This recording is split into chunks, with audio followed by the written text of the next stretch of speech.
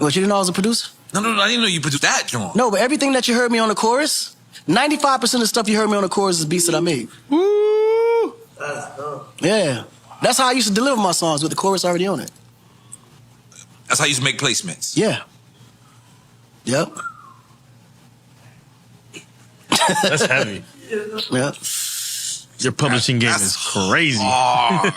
And smart, too. It was easy to sell. Yeah. The song was already done. All I got to drop the verses. Yeah, drop a couple and if verses. you get a block, I just write the verses for you, too. So don't tell me. It was literally that simple. Like, don't tell me that's how Soul Survivor happened. Already chorus on it, beat, ready to go. It was actually going... No, I'm not going to tell that story, but yeah, that's how it happened. Don't tell me it's going to be for somebody else. No. It was going to be... If it would have been for anybody, it would have been for me. Put it that way. Soul Survivor. But what's crazy was, you ever had a song, and you probably experienced this, where before you either featured or shared somebody on it, you was like, man, I think I'm going to keep this one for myself. Like, as a producer, songwriter, right? It's some songs you just want to hold on to. Right. That's the feeling I had after I did Soul Survivor. But then when I met with Jeezy and I heard his mixtape, bruh. Yeah. You need this. I just jumped out the window. I was like, it's no way this nigga on this record is not gonna be a bigger record. It was impossible. It was just impossible. So when I sent it to him, I wasn't sure if he liked it or how he felt about it, because it took about almost till the end of the day before I got it back. But the fact that I got it back the same day was kind of common, because a lot of people at that time was always excited to get a convict track, so they would do it real quick and send it back. But Jeezy took a little bit longer than normal. And I was like, damn, this shit ain't back yet. But when it came back, though, I was like, oh, my God. I sent that shit over to Meech. He was like, nigga, so this shit we own. Like, because you got to stand around that time, BMF had the biggest brand, but no songs out there. Them niggas would be on, they'd be at the Source magazine, getting awards and all that with no artists. I said, nigga, you the best that ever did it. Y'all niggas getting awards and everything with no acts out there, no records. No, but they was the culture, man. It was something. But Jeezy, I just knew he was destined for it. You know? So let me ask you, have you ever gave up a record and you was mad as shit for giving up a record? No. I was never mad at giving up a record. But there are records that I gave up that I thought would be huge, and it didn't work out like you thought. Right, like I thought. And you know, those records, it's kind of hard to kind of take them back and to give them to somebody else. So you just got to eat that, you know? Yeah. You ever heard that track, Jigga, Jigga, Jigga? You know? Yeah, I remember that. I gave that up. That shit was Nori. When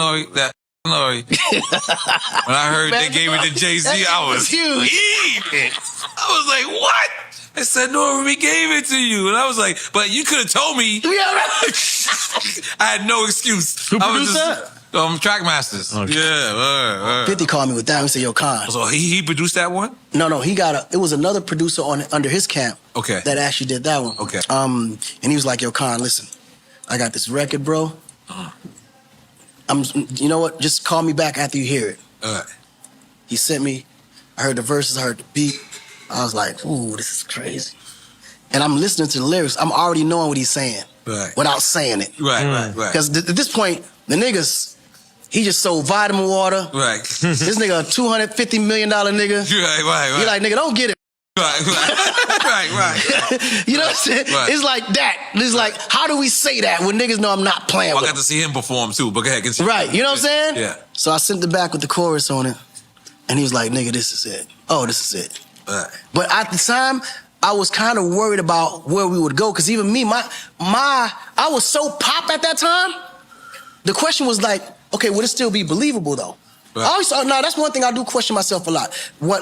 When to go back to the street, or if ever do I even need to go back to the street, right? Never. No, hold on. Here. Listen, listen. I'm not talking about physically. I'm talking about music. Ain't no reason for me to be in the hood. Right. All my hood niggas know they gotta come see me. I'm not going there, bro. I'm not doing that. They know this already. But from a musical standpoint, the question is, because I always believe that my role plays a responsibility to them. That was why I was raised in that environment, to make a difference, right? So the only way to actually make an impact is to find a way to still tap in. Right. You can't just go and forget about it, like as if you don't give a. You understand what I'm saying? Like there has to be a sense of knowing, okay, there's a role that is still there for me to play that they won't take for granted. Mm-hmm. Now, if they take it for granted, then you can't really control what other people's decisions decide to make. But for the most part, you know you did your part. Right. Right? So when I say go back to the streets, I'm always talking musically. I know what you mean. Now, you follow what I'm saying? Yes. Musically, you can, but I think my topic matter ain't gonna be what they want to hear. Right. So you gotta wait for the right time to give it to them. Right. Because I feel like the music in urban rap is lacking the message. Right. Because everybody's scared. Like, to me, when I listen to music, it sounds like everybody's scared to death. Because it's like this. Cancel culture? No. Cancel culture comes from just being indecisive and not making up your own mind. You letting somebody else tell you what you think should be relevant and what's not. That just tells me that the world. But that's is not what you're talking about in bullies. this specific thing. You're talking about this specific thing. When I listen to music, it sounds like everybody's scared to death. Because what I know from the street is that when somebody's afraid, they're gonna do something to distract you from you thinking that they're afraid. Right.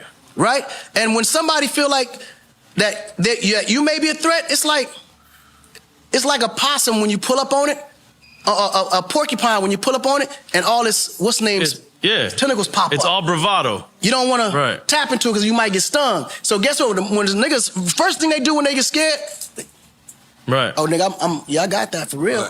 Right. But you're not realizing that his chest is beating way harder than yours. Right. You understand what I'm saying? So when I listen to the music, that's what it's getting from me. Right. You got a whole bunch of young guys, super well potential, like the future in front of them, all of them. But they all scared to death because unfortunately, it's our fault because we introduced that kind of music and made it cool, right? So now when they see themselves in real life, they have to live up to that. Right. Because if they don't, and social media exacerbates worse. So what happens is now they're active in a life that they don't really understand outside of the music side of that world. Right. And this is why you got so many young rappers dying, because they're making so many mistakes out of fear. Right. What tour you said you was on with Gwen, and they said that the Sweet Escape tour. With Gwen Stefani? Yeah, and you said who tried to Verizon.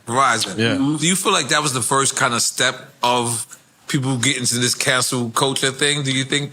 Not really, because there's been many instances companies where have always done that. Companies always pull out their sponsorship. They're or their always scared of any controversy. You know, you make an action, but what they don't realize is if it doesn't have anything to do with what they're sponsoring you for, they should just leave it alone. Because what human do you know ain't gonna make a mistake? Right. Especially that has nothing to do with their occupation. Right. Like, this is their job. This is what they do great. They done did something in their personal life that has nothing to do with this, but yet you want to cancel him because you were afraid of what other people are saying of his personal action. And I think that's unfair. Even Adidas taking Kanye back. They have no choice.